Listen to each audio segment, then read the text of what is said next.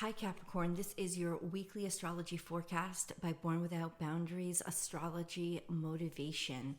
In this video, we're going to review the major planetary aspects and transits and how they impact your natal sun and what that means for your day to day.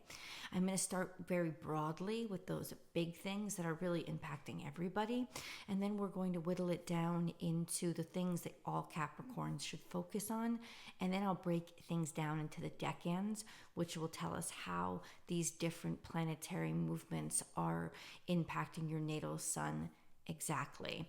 A decan is a set of 10 degrees. Each zodiac sign is a total of 30 degrees, so every zodiac sign has 3 decans. The reason we break, as astrologers, we break things down into sets of 10 degrees is because it's a 10-degree radius that really determines whether or not an aspect is even happening. If it goes beyond that 10-degree point, then the aspect is either muted or too weak to really be having an impact. So you don't need to know exactly where your natal sun is located, as in the exact degree that it falls on. I know many of you do because you have your natal chart, but if you don't worry. All you really need is your birth date for this video, because I will be sharing the birth date ranges that correlate to the different decans in Capricorn. So let's start with the really big stuff. The really big stuff, I have everything written down, and that's why I have it. You'll see it. And the reason I'm talking lighter or softer is because I am staying for a few days with my son. You can see my whole environment is different. So yeah, you'll see the old set return by next week. So the big things, we have a full moon. We have a full moon on the 4th. It's in Sagittarius. And it's a pretty basic full moon. It's pretty straightforward, but it is trine to Chiron. And for a specific set of you, that's going to have a great deal of impact. So hang on, and we'll get into those details. Full moon in Sagittarius asks us to make room, to expand and grow, and see if our feelings can't reach out and get bigger and broader, instead of being so detailed and specific and maybe obsessive, to more become a general lover of things and experiment and try new things and not be so stuck or sedentary in what we feel, but to explore different aspects of how we can interpret and how we can interpret our situations. It is a really beautiful time to grow and to allow ourselves to heal, especially with that trine to Chiron, to heal any ailments that have hurt us, made us suffer, or maybe built up stagnated emotions inside of us, stagnated beliefs inside of us that aren't really true, but they've been there so long because of the trauma, because of the pain, that we've accepted them as truths, to really let those go and release those so that we can see the world more clearly and more optimistically. So we also have Venus that's going into Leo. That happens on the 5th, on June 5th. Venus heading into Leo is interesting because it's not the best placement for Venus. One would think, oh, why not? You know, it's so glamorous. They're both so glamorous. But no, Venus demands a lot of attention in Leo. She also gives a lot of attention in Leo. She's very loyal in Leo, but she can also get extraordinarily shallow. And financially, this could make us overspend our money, or could become sort of arrogant or braggadocious with our finances. So, hold on to your purse strings. We also have this sense of, if I'm not getting attention, I'm not loved. And that's not true, because attention doesn't necessarily equal affection, right? And Venus in Leo sometimes has trouble seeing that. So that's an FYI. We also have Venus in opposition to Pluto. So for the first week, and she goes She transits into Leo on the 5th. So that's the very end of this week. So you can still expect all of next week. So basically for this week and all of next week, Venus is going to be in opposition to Pluto. It's actually by the 1st of this week, by June 1st, that she is close enough. She's about 25 degrees Cancer. So, and Pluto's at 0 degrees Aquarius. So she's about at that 5-degree point that really makes transiting, that really makes those transiting aspects very strong. And so I would say from the 1st of this week throughout the rest of this week and into next week, Venus is in opposition to Pluto, and that's really big because there's some catastrophic changes that are going to be happening to our value systems, and especially when she hits Leo on the 5th, this is a direct opposition with Pluto, and it's like supercharged. Now, it doesn't have to mean bad things are coming. It could just empower us. It could just empower us to not take any shit anymore and to demand more from ourselves and feel better about ourselves and to be welcoming endings because we're tired. We're tired of the bullshit and we feel better about ourselves and we don't want to take it anymore. It's definitely a change in value systems. So just an FYI, you will definitely feel that. Another big transit that is going to be trine to some of your natal suns is the transit of the aspect of a Mercury conjunct Uranus. Now, Mercury conjunct Uranus is a brilliant aspect that really illuminates all the best ideas and sort of delivers them to the rest of us, communicates them and teaches them. And it's really when we learn about really fantastic discoveries or, have a communal aha, right? There's some sort of communications and tech that will get really ramped up, especially in the social sense, around this week, throughout this week. So that'll be interesting. And we'll talk a little bit about who that's going to affect amongst the Capricorns most of all. The Jupiter square Pluto is not over yet. It won't be over till June 15th. And this is going to amp up and make excessive or extreme everything else that's going on, especially things going on with Pluto. So really watch toward, the end of this week into next week, that craziness that could ensue when it comes to Venus, when it comes to finances, value systems, who you're attracted to, how attractive you find yourself. That could be exaggerated, like all of the challenges or all of the confrontations within that realm could be very exaggerated because of Jupiter square Pluto. Just an FYI. Let's get into the decans. So a decan is a group of 10 degrees. And if your natal sun is between 0 and 9 degrees Capricorn, you are a Capricorn 1. Now, if you don't know where your natal sun is, that's fine. Capricorn 1s are generally speaking December Capricorns. So if you want to get the exact location of your sun, then go get a natal chart. It's actually a free natal chart. So you're going to get a free natal chart. You can get that on Google. You won't get it on Google. Just use any search engine, type in free natal chart, and there's a number of websites that do it, and all you'll need is your birth date, your birth time, and your birth location, and it'll generate a free natal chart within a couple of seconds. So it's really easy. So let's talk a little bit about Decan 1.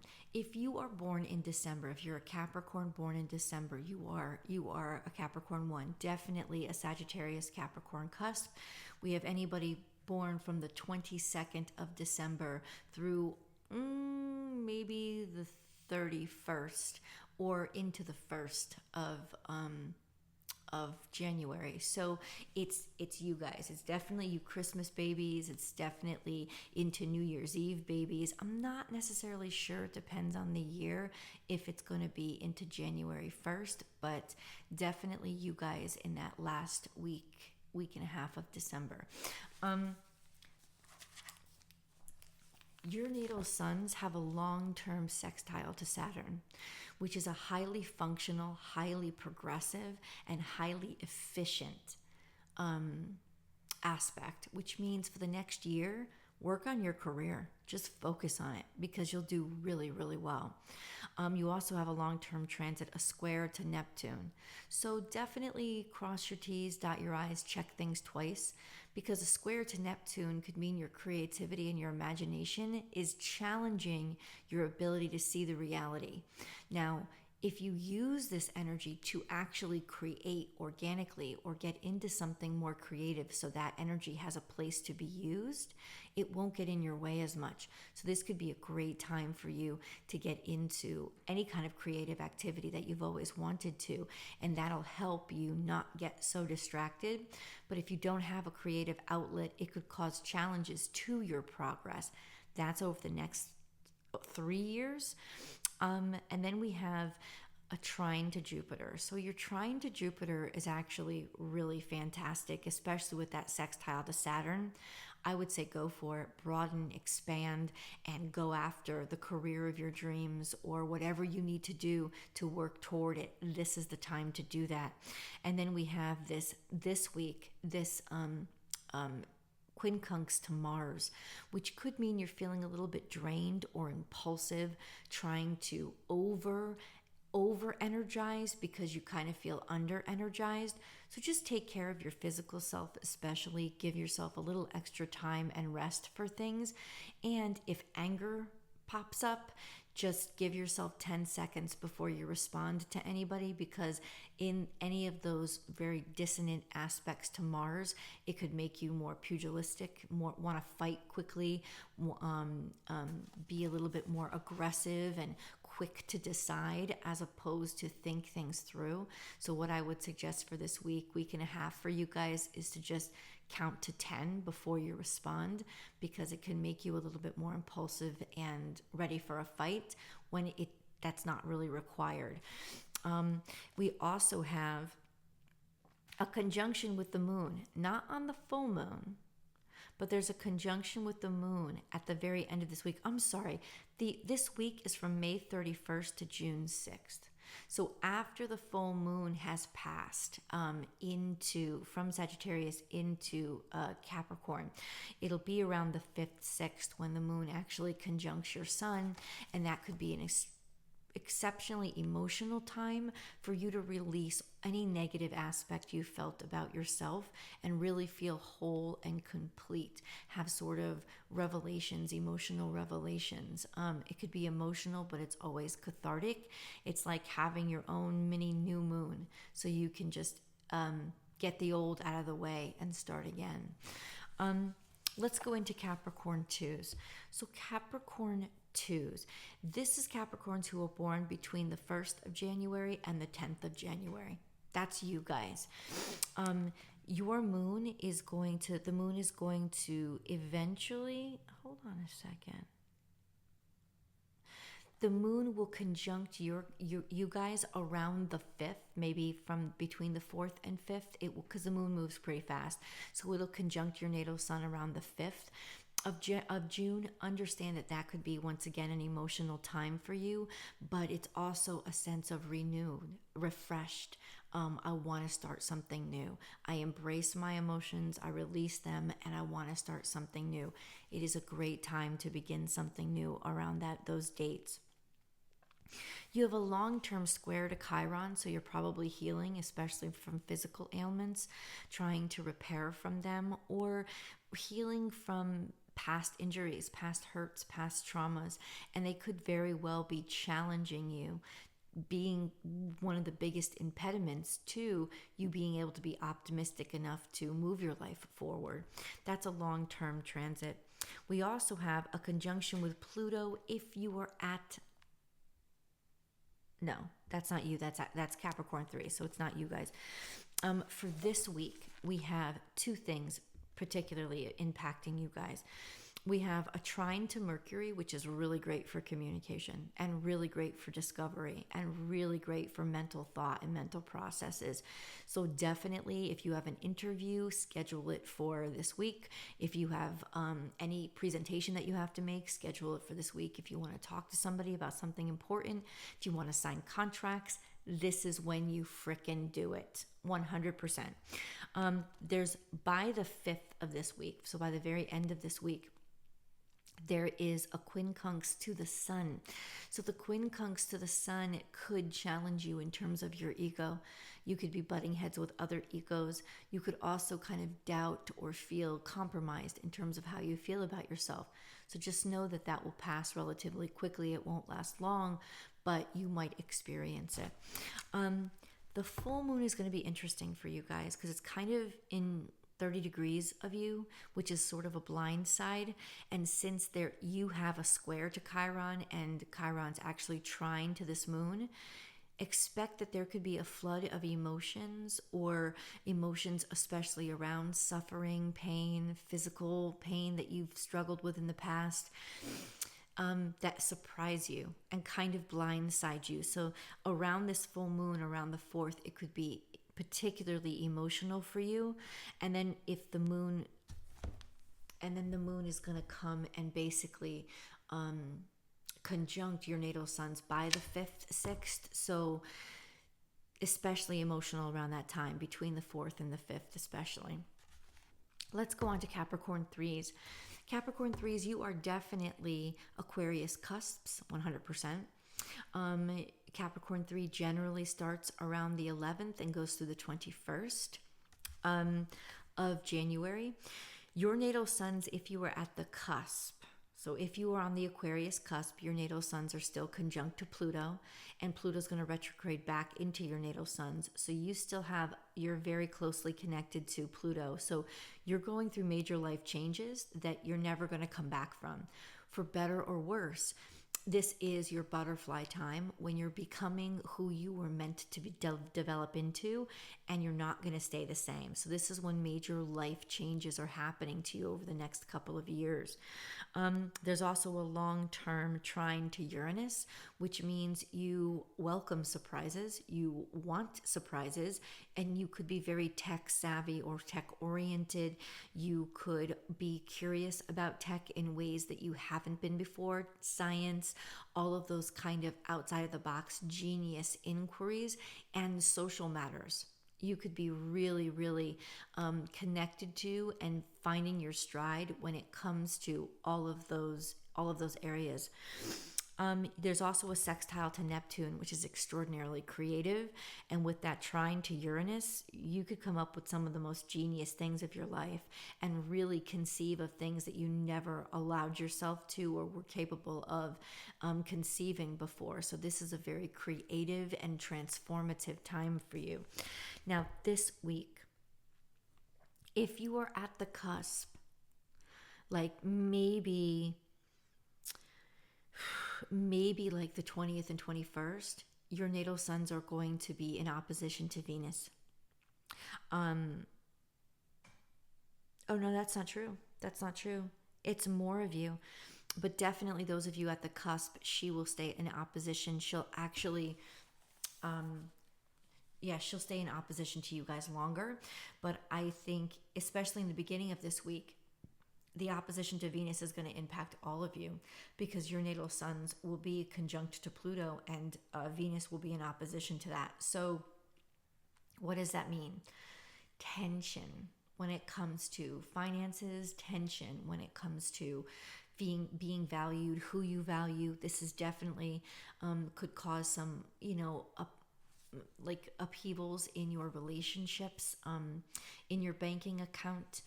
It doesn't have to be bad. It's just change that you almost feel like you don't have control over. So just an FYI with that could be pretty disruptive to your week. We also have by the 5th of this week, a trine to Mercury that's starting to form. So for those of you at the very beginning of Capricorn 3, say the 10th and 11th, if is your birthday, trine to Mercury by the end of this week could be very, very good for you if you want to schedule any kind of interviews or tests that you have to take, or anything that requires great thinking and communications. Sign paperwork around that time. Go ahead and do it by the end of this week, by the 5th or 6th. And your natal suns are going to be conjunct the moon on the 6th. So ultimately, what does that mean? It means that you get a new start. You get to release emotions and make room for new ones. This could be a kind of mini new moon for you. So around the 6th is a great time for you to, especially with that trine to Mercury, try something new, go after something new, welcome something new into your life because you have room for it. If you are around the 10th or 11th birth date, your natal suns are in a long-term square to Chiron. You're already starting to feel it, because even though Chiron is technically still in the second decan of Aries, you're already starting to feel it, you guys, because it's already within 5 degrees of the square of the 90 degrees of your natal sun. What does that mean? Issues with pain, issues with suffering. It could even be physical injury. So just understand that and know that you don't want to compromise your physicality. You want to heal it. Or pain from past injuries coming up. What did you learn from it? What is it trying to teach you? The quicker you learn the lesson, the better Chiron will be to you. FYI, just something that you should prepare for the rest of this year. I love you guys so much. Please remember to like this video and subscribe to the channel so we grow over here on Astrology Motivation. Also, check me out on Born Without Boundaries, because I have a full week ahead reading, tarot card reading for you guys. So I hope to see you there. Love you, Capricorn. Bye.